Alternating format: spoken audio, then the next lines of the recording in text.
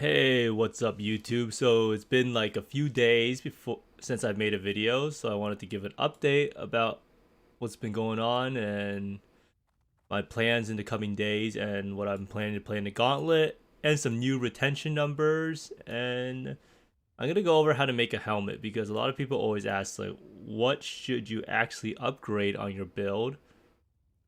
And the answer almost always comes up to be the helmet for more ES.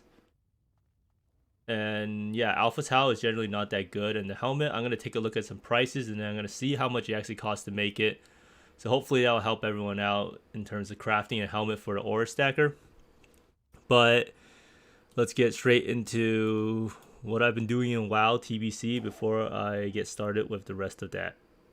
So in this game right now, I'm finally level 70. I'm a Warlock. I did kill all the bosses in Karazhan. So for this game right now, there's like different phases, right? Phase 1, phase 2, phase 3, phase 4, phase 5. And right now we're on phase 1, so that means like certain raids are open. So we did all of Karazhan. I did get a staff. Let's see my character's gear right now. So I have a helmet. It has no meta socket because the game, there's just no meta socket right now. I have this is my PvE gear, because so spell hit rating is really important in PvE. Imagine if PoE has some hit rating, like if you don't have enough hit rating, the monster resists or something. Is there actually a mechanic like that in PoE? Nah. I guess the mob could dodge, right? Or evasion. And that would be bad.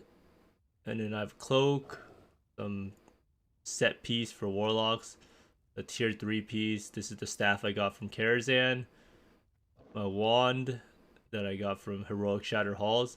It's actually kind of crazy. The heroic dungeons are extremely hard in this game, and I think they're actually harder than the actual raids. The raids are a complete joke, though.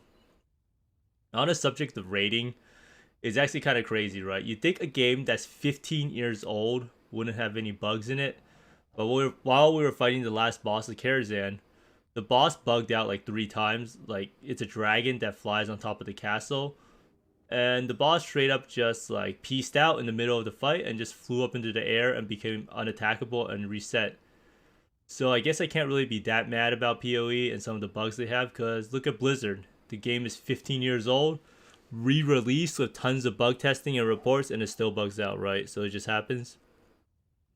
But this is the ring you get from doing the raid and progressing your what's it called, your rep with the main faction of the raid.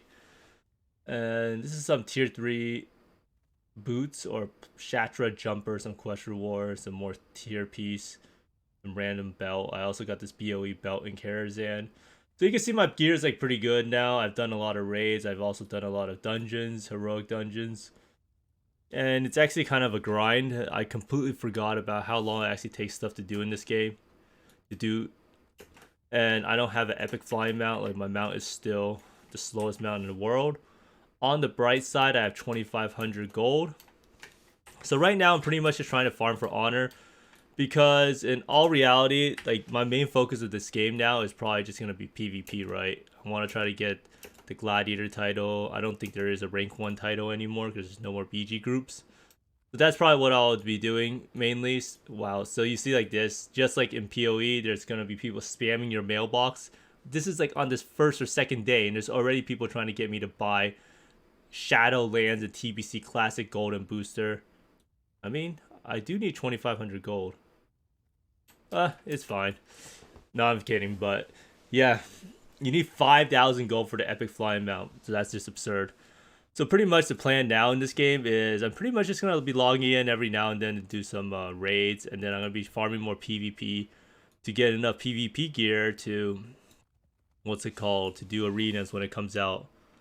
I don't know if I can actually do arenas in the beginning because it comes out on June 14th, which is right when the gauntlet starts. So I'll probably be holding off on that for a little bit until I actually die in the gauntlet or win in the gauntlet. Probably die in the gauntlet though, but we'll talk more about that. So overall, the PvE content is a bit of a joke. Every single raid, so there's a few main raids right now. The Karazhan, which is a 10-man raid. Magdarodon's lair and Gruul's lair, I think everything was cleared in the first like 30 hours or something. So it's kind of like people like in PoE with Awakener, right? There's people who actually just like stay up 24 hours in a row or 30 hours and kill Awakener 8 within the first 20 hour. And it's the same thing in this game. In every game, there's going to be some tryhards and people trying to finish all the content as fast as possible. And then they might start complaining there's nothing to do. Luckily, this game was made a while back, so there's infinite content for a bit. But yeah, there's a lot of grinding in this game. It really like shows how much games are more willing to be like delayed in gratification. And nowadays, it's all about this like instant gratification feeling. I noticed the same thing in PoE. That people just always want the best thing like right away. If you have to grind too much for it, it is the end of the world. And I do think that's like I don't know if it's like a mentality shift in people and what they have, but it seems like people are a lot more patient before and a lot more willing to grind things out. Because like grinding out this full set of PvP gear is going to take a long time, so I don't know what I'll be doing. BGs are honestly whatever. I am a Warlock though, so it's pretty fun. But anyhow, let's get into crafting the helmet for the Aura Stacker, as I know a lot of people here are still interested in the Aura Stacker. So usually people, when they have a helmet, right, for Aura Stackers, they use an Alpha Howl, and that's what I recommend for most people. So let's see how expensive an actual helmet is. So a lot of people don't know how to look for RMR, and it's literally just reservation of skills. And then you want to change it to a helmet. So right here, wait, what is wrong right now? Increase reservation of, oh, it's mana reservation. See, I got tricked by the system. So you actually don't want mana reservation. It's just reservation of skills. So here you'll see that it will just show helmets that are, what's it called? That are 7% reduced reservation of skills. So you can see like for 8 exalts, you actually get something, 20 exalts. So this is like a baseline helm of what you would get. Like this person didn't really awaken it. So all they did was they awakened orb together, elevated redemption, which they got of a Maven orb thing, and T1 crit multi. Now from this step on, you can craft on suffixes cannot be changed and reforge of a veiled chaos orb, and you can get a what's it called? You can get +2 of Aceling.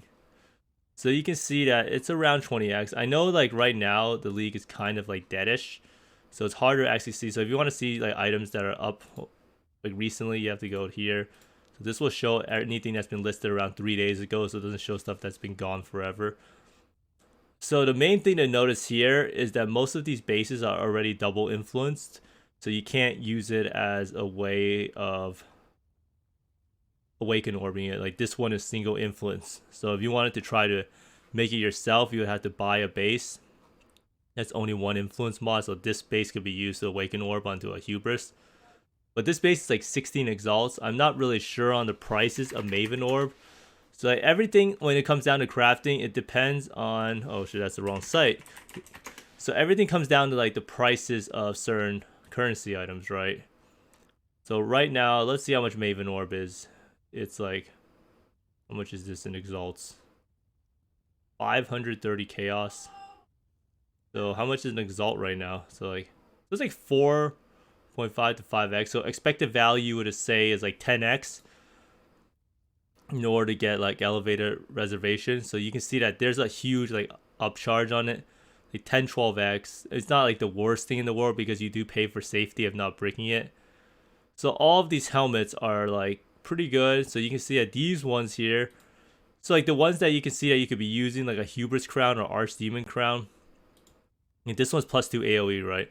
So this one's pretty perfect for what you would go for.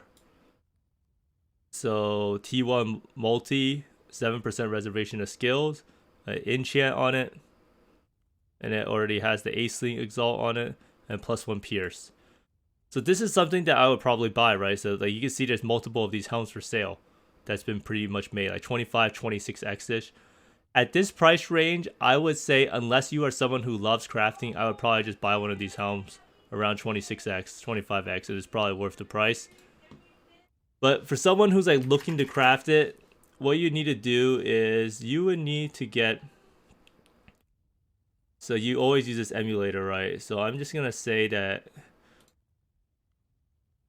you start off with a hubris, or you don't need a hubris. So this is like the one that I would probably just try to buy one that's Maven. If you can buy one, so say like you try to like have a search for this, right? So you have one search of like T4. So this is T1, reduced reservation of skills.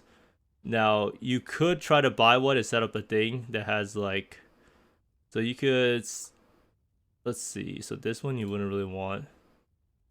Here, like I'm not really sure if this mod is worth anything. So you can get power charge on kill.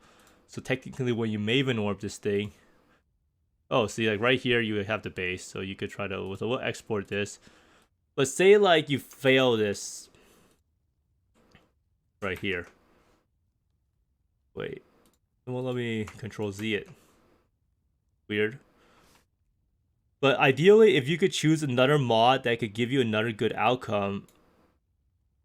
To what's it called? I mean, this is just a bad thing. 15% power charge gain on kill. I don't think anyone would use it, so forget about that. But ideally, when you want to Maven Orb things, you want to have two good suffixes. So say like you got this one with, so you have this one here, and then you Maven Orb this outcome. And then you have nearby enemies have negative 12 cold res. So you could probably sell this base off here for, I don't know how much you could sell it for. So you can see here, so you have to look up how much these bases could go for. So negative 12, right? So here you can see that it is around 4 to 5x. And this is like any base. So someone would probably pay like 5x, 4x. So even if you fail it, then you would have a pretty good outcome. Now the big problem is, can you actually snipe up one of these bases with, what's it called, with these two things together?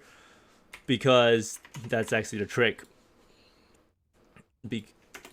So let's see, do one of these things exist? And the answer is no. That's actually, oh wait, it's because I keep typing in the wrong thing.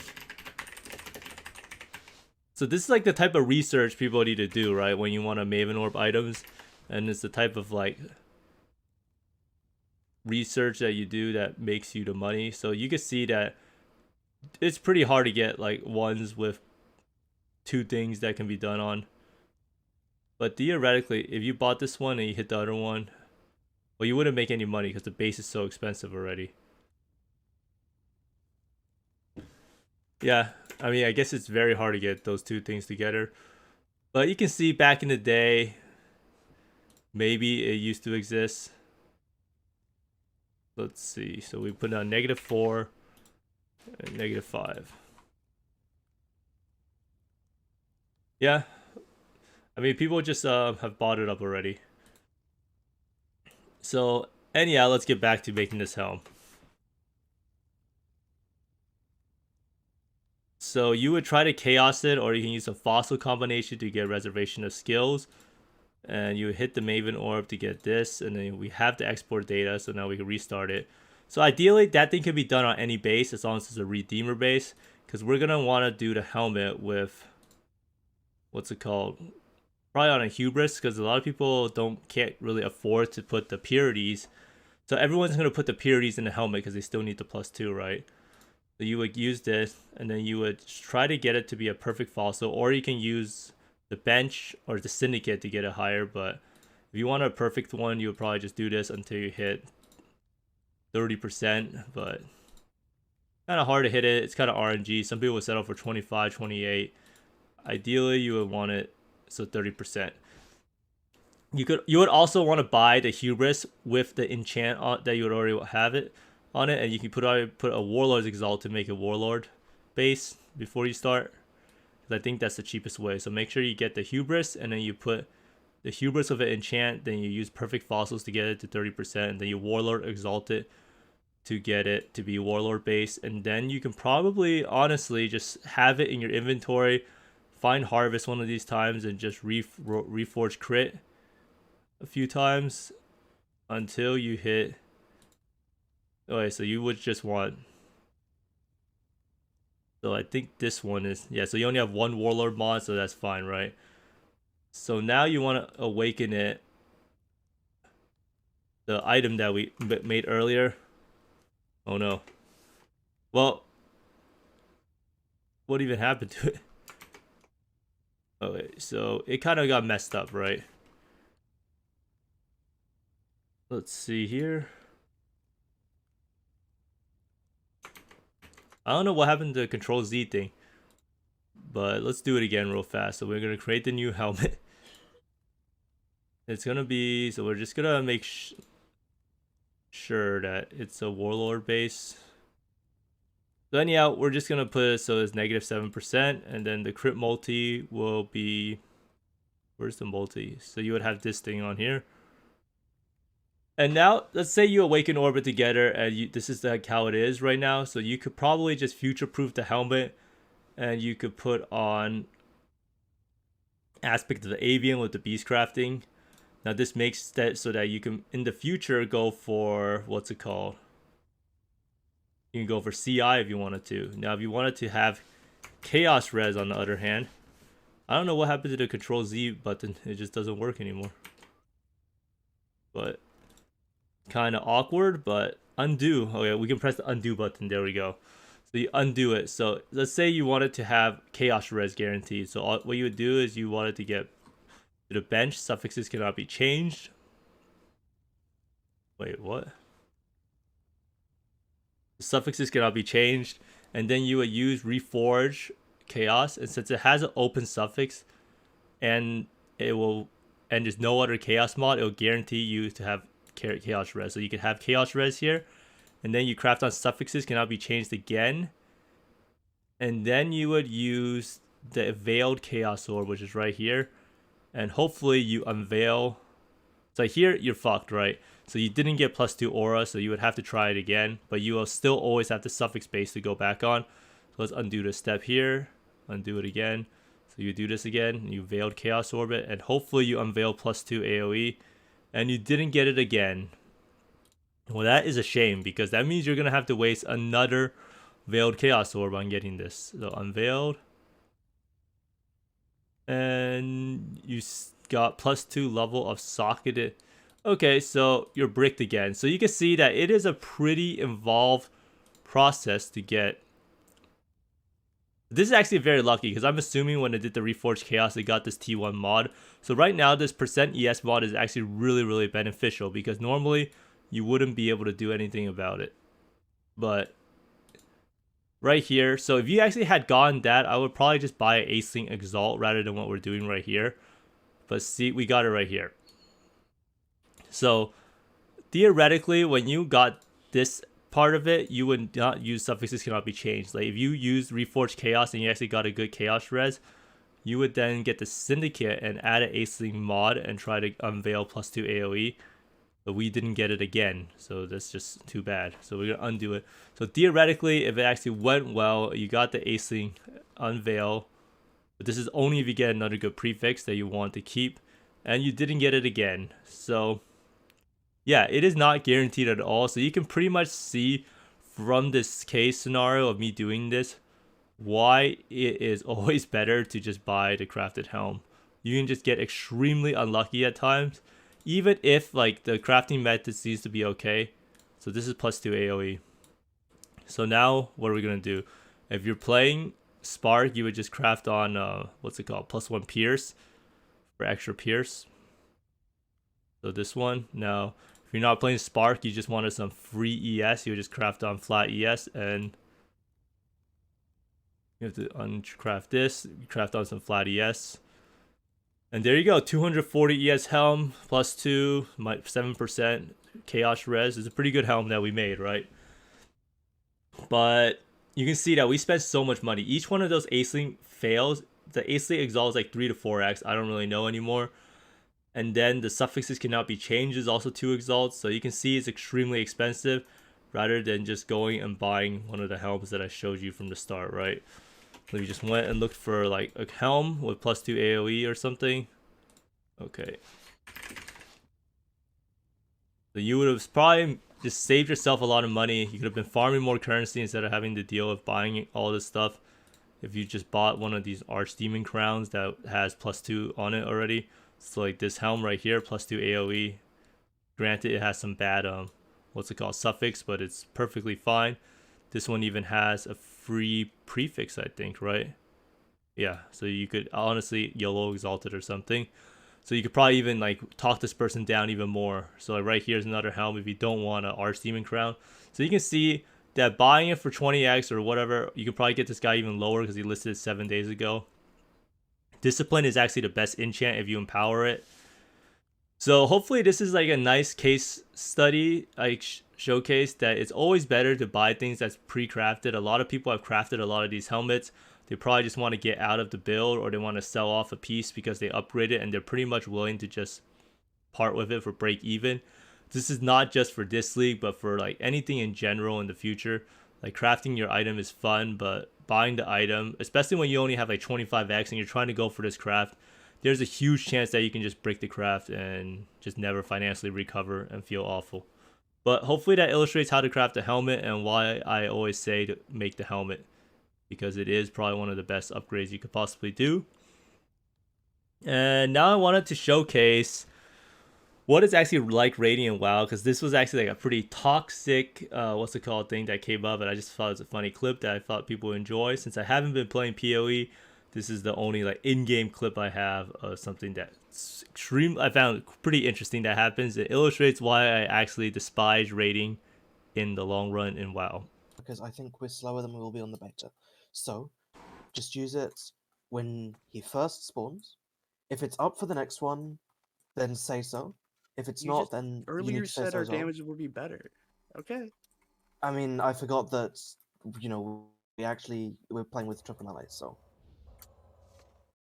I mean, I have no Steve and I just, whatnot. It's as fine. I said, I Just did use this it. 3 times on Okay. the beta. Every Bro, single time, you the literally same pulled thing aggro happened. as a hunter and you wiped us. Yes, because Press mystery. because Atoba It's was standing in fine. the wrong spot and Just hadn't attacked stop. the boss, Chrissy. Fucking pay attention. Like, yeah, I pulled aggro. Yeah, it's my fault, but like, there's a reason why.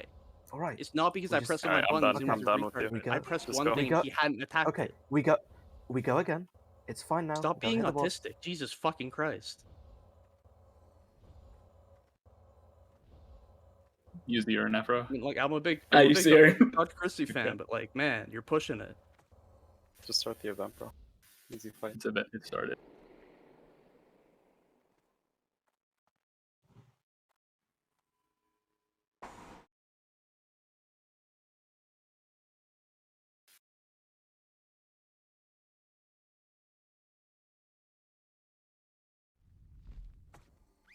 Five, 4, 3, 2, 1.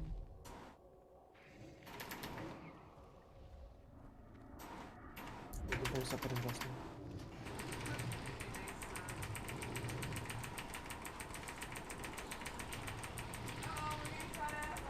Wait, for blasting on pool or?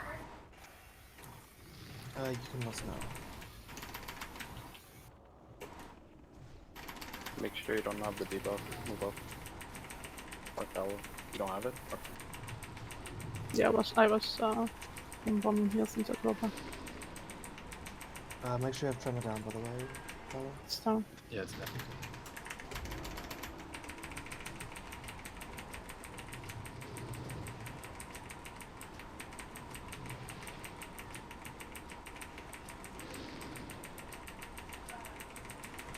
Right, transition coming. Okay, stack up, stack up. If you get the debuff on you, yeah, move.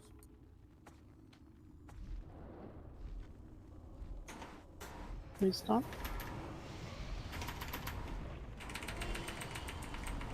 Big heals on it, right? What's your DPS on skeleton? There's a DPS on skeleton on me. Move back, move back. Who has the debuff? Nobody has a debuff. I mean, no one at least said anything about having the debuff. I mean, I can see debuffs. Nobody has a debuff. No, this one's different. It doesn't. I remember this happened on private servers too. It doesn't show up on the raid frames. Somebody has to look at their own debuff. Somebody you got targeted. Hold on, gotta check the combat log here.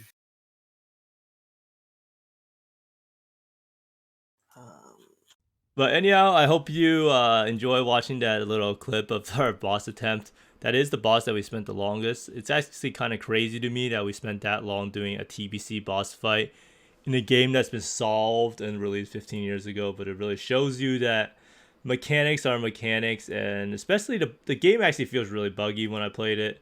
There's still stuff that feels really wacky. Maybe it's the fact that it's 15 years old or something like that, but it is what it is, right? So in the coming days, I will be playing my Berserker. Level 73, I will be doing all the content to practice for the gauntlet, and hopefully, I think the gauntlet starts on Friday or Saturday. I'm not 100% sure. So if someone could let me know in the comments below, I would really appreciate it. And then after that, it might just be trying to do some Eternity Shroud Aura Stacker as the end of the league fun thing. And then the new league should be upon us, right? It's actually kind of funny, right? So I always go on like Reddit, PoE, just to like look at how the state of the league is. And when I see, look at this, first post, fan art. Second post, fan art. Third post, Lo-Fi Girl in Path of Exile. Fourth post, I don't even know what this is. And then another fan art. And then this is the only like relative post, but I guess it's just how it is. And then more fan art, fan art, fan art, fan art, fan art, fan art, fan art. It's just the path of fan art then, I guess.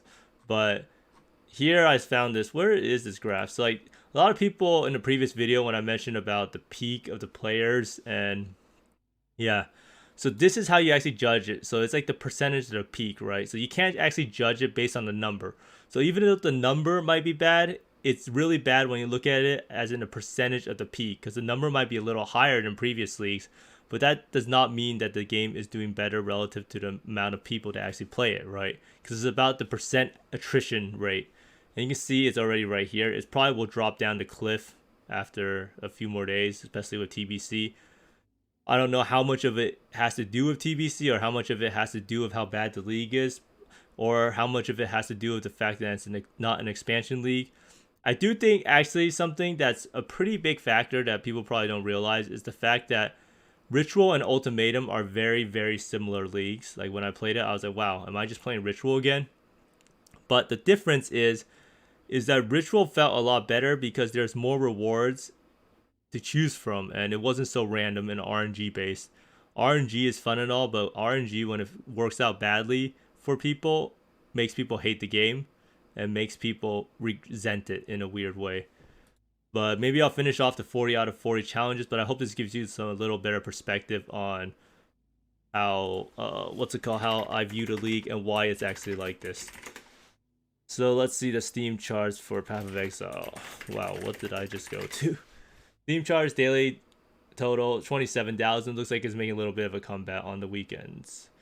But yeah, anyhow, everyone, thanks for watching. And in the coming days, I'm gonna be playing the Gauntlet, so make sure to tune into my stream. I stream daily, or I took a day off. But yeah, back to PoE, practice Gauntlet, and hopefully I enjoy the build I'm doing. But if you enjoy the content, be sure to like and subscribe. And thanks for watching, everyone. I hope you find more mirrors and exalts than I do. And see you later.